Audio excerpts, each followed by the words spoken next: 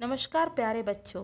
आज मैं भावना लाड़ कक्षा 10वीं विषय हिंदी के अंतर्गत गद्य अब कहाँ दूसरों के दुख से दुखी होने वाले का के भाग 2 में आप सभी का बहुत बहुत अभिनंदन करती हूँ। बच्चों, इस पाठ के रचनाकार प्रसिद्ध शायर निदा फाजली जी हैं। तो बच्चों, चलिए हम पाठ को आगे बढ़ाते हैं। पिछले भाग में हमने देखा कि किस प्रकार से मनुष्य न केवल अपने स्वार्थ की पूर्ति के लिए न केवल अन्य जीवधारियों को, छोटे छोटे पशु पक्षियों को, बल्कि अपनी ही जाति के लोगों को भी अपनी घर से बेदखल करने में भी आज नहीं चूक रहा है।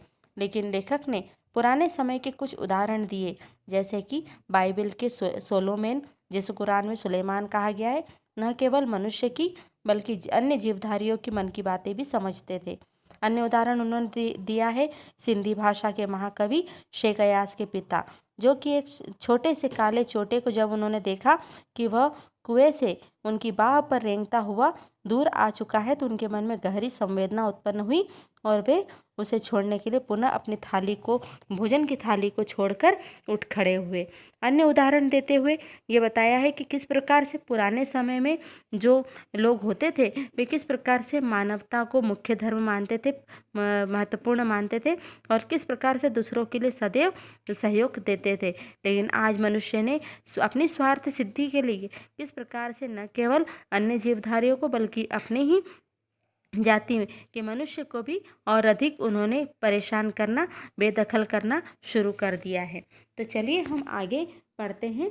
इस पैराग्राफ में ये बताने का प्रयास किया है लेखक ने कि किस प्रकार से दुनिया की रचना कैसे हुई, संसार की रचना कैसे हुई, दुनिया कैसे वजूद में आई, वजूद मतलब अस्तित्व में आई, इस प्रकार के पहले क्या थी, किस बिंदु से इसकी यात्रा शुरू हुई।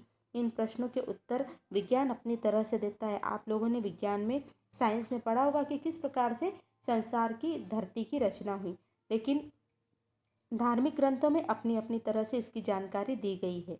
संसार की रचना भले ही कैसे हुई हो, लेकिन धरती किसी एक की नहीं है। लेकिन प्रत्येक धार्मिक ग्रंथ में बताया गया है कि इस धरती पर प्रत्येक सजीव एवं निर्जीव दोनों ही प्रकार के जो तत्व हैं, उन सभी का इस पर समान अधिकार है। पंछी, मानव, पशु पक्षी, नदी, पर्वत, समंदर आदि की इसमें बराबर की हिस्सेदारी है। यह बात और है कि इस हिस्सेदारी से मानव जाति ने अपनी बुद्धि से बड़ी बड़ी दीवारें खड़ी कर दी है। अर्थात इन सभी तत्वों में मनुष्य अपनी बुद्धि के आधार पर सबसे श्रेष्ठ बन गया है और उसने बहुत विकास कर लिया है। पहले परिवार, संसार पूरा एक परिवार के समान था, अर्थात वसुधैव कुटुंबकम की भावना सभी के दिलों में पलती थी। लेकिन आज पूरा संसार टुकड़ों में बढ़ गया है और एक दूसरे से हम अपनी स्वार्थ सिद्धि के लिए दूर हो चुके हैं। पहले परिवार दालानों में, आंगनों में, अर्थात बड़े बड़े आंगनों में मिलजुल कर सब साथ में रहते थे, संयुक्त परिवार रहा करते थे। लेकिन अब छोटे छोटे डिब्बों जैसे घरों में घर सिमट गया है। बढ़ती हुई आबादी ने समंदर को पीछे सरकाना शुरू किया, अर्थात आबादी बढ़ने के कारण, जनसंख्या बढ़ने के कारण जब व्यक्ति को, मनुष्य को रहने की जगह कम पड़ने लगी, तो समंदर को उसने पीछे धकेल कर वहाँ रहने के स्थान बनाना शुरू कर दिया। पेड़ों को अपने रास्तों से हटाना शुरू कर दिया, पेड़ों को काटना शुरू कर दिया। फैलते हुए प्रदूषण ने, जिससे प्रदूषण फैला और पंछियों को बस्तियों से भागना पड़ा, पलायन करना पड़ा।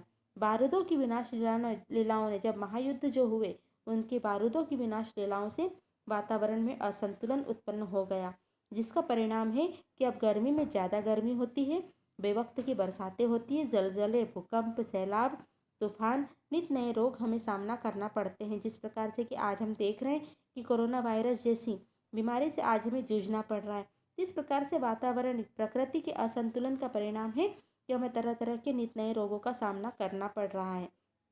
इसी कारण से मानव और प्रकृति में जो असंतुलन है, ये इसी के परिणाम है। नेचर की सहन शक्ति की एक सीमा है। लेखक मानते हैं कि प्रकृति की भी इस सहन शक्ति की सीमा होती है। नेचर के गुस्से का एक नमूना कुछ साल पहले बम्बई में देखने को मिला था। बस जब समुद्र में तूफान आया, तो इस तूफान का यह असर हुआ कि बम्बई निवासी डरकर अपने अपने पूजा स्थलों में छिप गए और इस प्रकार से वहाँ अपने खुदाओं से प्रार्थना करने लगे। कई सालों से बड़े बड़े बिल्डर समंदर को पीछे धकेलकर अपनी ज़मीन को हथिया रहे थे और समंदर लगातार सिमटता जा रहा था, अर्थात समंदर का जो भाग था वह छोटा कर दिया गया, जिससे पानी का जो घनत्व था वह बढ़ गया और इस कारण से यहाँ पर समंदर का मानवीकरण किया गया है कि समंदर ने अपनी टांगे समेटी, अर्थात अपना आकार समेटा, सिमट कर बैठ गया। फिर का जगह कम पड़ी तो उकड़ होकर, अर्थात बहुत कम जगह में उसका स्थान हो गया। और फिर धीरे धीरे खड़ा होने लगा, अर्थात उसे गुस्सा आया। और जो जितना बड़ा होता है उसे उतना ही गुस्सा कम आता है। कहने का अर्थ है कि समुद्र में बड़ापन है, बड़प्पन है, इस कारण उसे गुस्सा कम आता है, लेकिन जब गुस्सा आया तो उसे रोकना मुश्किल हो जाता है। और इसी प्रकार से एक रात उसने अपनी लहरों पर दौड़ते हुए 3 जहाज़ों को बच्चों की गेंद की तरह 3 दिशाओं में फेंक दिया। अर्थात ये प्रकृति का परिणाम बताया गया, प्रकृति के गुस्से का परिणाम बताया गया है। एक वर्ली के समंदर के किनारे पर आकर गिरा, दूसरा बांद्रा में कार्टर रोड के सामने औंधे मुँह गिरा, और तीसरा गेटवे ऑफ इंडिया पर टूट फूट कर सैलानी, अर्थात जो सैलानी का अर्थ है कि जो यात्रा करने के लिए जो आते हैं उनकी बात बताई गई है कि सैलानियों के नज़ारा बन गया। इस प्रकार से वहाँ पर चलने फिरने के वहाँ जो यात्री थे वे काबिल नहीं रह सके। तो इस प्रकार ये बताया है कि हम यदि प्रकृति के साथ छेड़छाड़ करते हैं तो उसका परिणाम भी हमें भुगतना होता है। मेरी माँ कहती थी, सूरज ढले आंगन से पत्ते पेड़ों के पत्ते मत तोड़ो, पेड़ रोएंगे। पुराने लोगों की मान्यता थी कि शाम होने पर पेड़ों से पत्ते तोड़ने को मना करते थे, क्योंकि वो मानते थे कि पेड़ भी सजीव होते हैं। जो आज हम विज्ञान में पढ़ रहे हैं, कई समय पहले हमारे पूर्वज भी इन बातों से परिचित थे। दिया बत्ती के समय फूलों को मत तोड़ो, फूल बददुआ देते हैं। दरिया पर जाओ, अर्थात नदी या कोई भी पानी के स्रोत पर जाओ तो उसे सलाम करना चाहिए, क्योंकि हमें वह जीवन देता है, वह खुश होता है। कबूतरों को मत सताया करो। इस्लाम धर्म में कबूतरों को श्रेष्ठ माना जाता है, पूजनीय माना जाता है। उनका मानना है कि वे हज़रत मोहम्मद के अजीज़ मतलब प्रिय हैं। उन्होंने उन्हें अपनी मज़ार के नीले गुंबद पर घोंसले बनाने की इजाज़त दे रखी है। मुर्गे को परेशान नहीं किया करो, वह मुल्ला जिसे पहले मोहल्ले को अजान देकर सबको जगाता है। इस प्रकार से अलग अलग धर्मों में अलग अलग मान्यताएं हैं, लेकिन सभी धर्म मानवता का ही संदेश देते हैं। इस प्रकार से हमें सभी धर्मों की मान्यताओं को पालन करना चाहिए। सबकी पूजा एक सी। यहाँ पर निदा फाजली जी ने एक शेर के द्वारा ये बात समझाने का प्रयास किया है कि प्रत्येक धर्म में पूजा करने के तरीके अलग अलग है, रीत मतलब तरीके अलग अलग है, लेकिन सभी का संदेश जो है, सभी का मूल भाव एक ही है। मस्जिद चाहे मस्जिद जाकर मौलवी अपनी पूजा करता है, अपनी उपासना करता है, चाहे कोयल खुले रूप में खुले पेड़ों पर बैठकर गीत गाती है, लेकिन सभी का जो उद्देश्य है वह यह है कि मानवता का संदेश देना। ग्वालियर में हमारा एक मकान था। उस मकान के दालान में 2 रोशनदान थे। उनमें कबूतरों के एक जोड़े ने घोंसला बना लिया था। एक बार बिल्ली ने उचक कर 2 में से एक अंडा तोड़ दिया। लेखक की माँ ने देखा तो उसे बहुत दुख हुआ। उसने स्टूल पर चढ़कर दूसरे अंडे को बचाने की कोशिश की, लेकिन इस कोशिश में दूसरा अंडा भी हाथ से गिरकर टूट गया। कबूतर परेशानी में इधर उधर फड़फड़ाने लगे। जब कबूतरों को अपने अंडे नहीं दिखाई दिए तो वे फड़फड़ाने लगे। उनकी आंखों में दुख देखकर लेखक की माँ की आंखों में आंसू आ गए, और इस गुनाह उनके द्वारा जो अनजाने में गुनाह हुआ था उसे माफ़ कराने के लिए उन्होंने पूरे दिन रोज़ा रखा, जो कि आज की पीढ़ी में हम नहीं देखते हैं।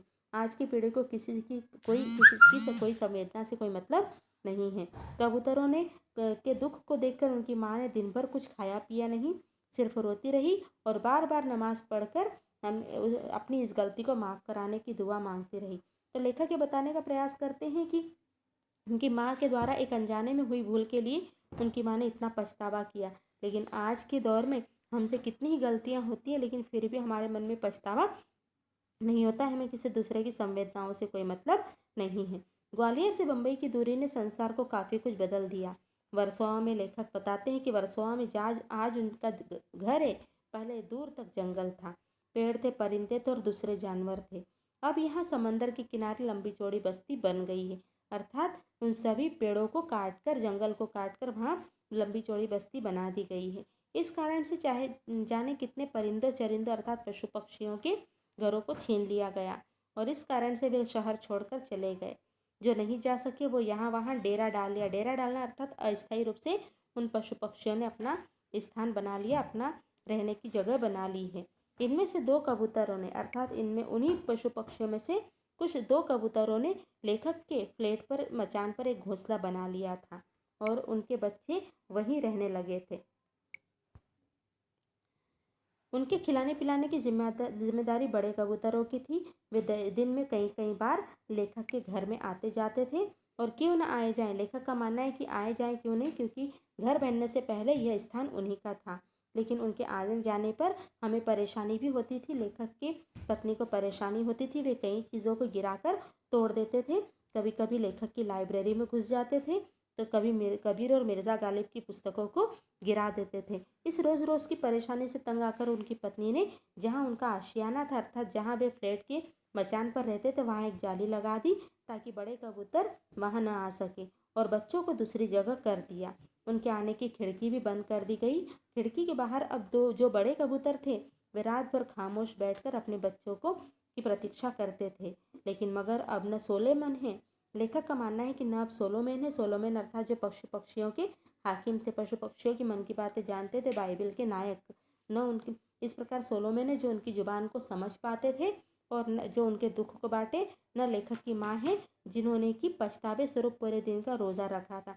अर्थात पुरानी पीढ़ी और आज की पीढ़ी में यह अंतर बताया गया है, जो इनके दुखों में सारी रात को नमाजों में काटे। इस प्रकार लेखक ने बताने का प्रयास किया कि पुराने समय में लोगों को किस प्रकार सभी से संवेदनाएं होती थी, सभी से प्रेम होता था, लेकिन आज के समय में मानवता का अर्थ हम लोग अपने स्वार्थ के कारण भूल गए हैं। लेखक बताते हैं कि नदियाँ सींचे खेत को, नदियाँ अपना कार्य करती हैं, परोपकार का कार्य करती हैं। तोता कुतरे आम, तोता भी प्रकृति के सानिध्य में रहकर आम कुतर कर अपने जीवन को आनंद रूप से व्यतीत करता है। सूरज ठेकेदार सा, लेखक बताते हैं कि सूरज ठेकेदार के समान, अर्थात सभी को जागरूक करता है, सभी को जगाने का प्रयास करता है।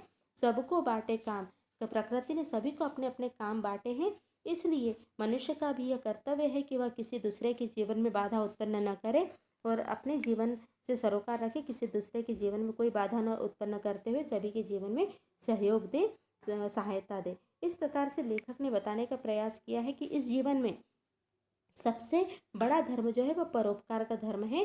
दूसरों की सहायता करना चाहिए, हमें दूसरों के जीवन में कभी परेशानी नहीं बनने देनी चाहिए। और इस प्रकार से लेखक ने इस पाठ में मानवता का संदेश बताया है। तो बच्चों, आज के लिए इतना ही। अगले वीडियो के साथ पुनः उपस्थित रहूँगी, तब तक के लिए धन्यवाद।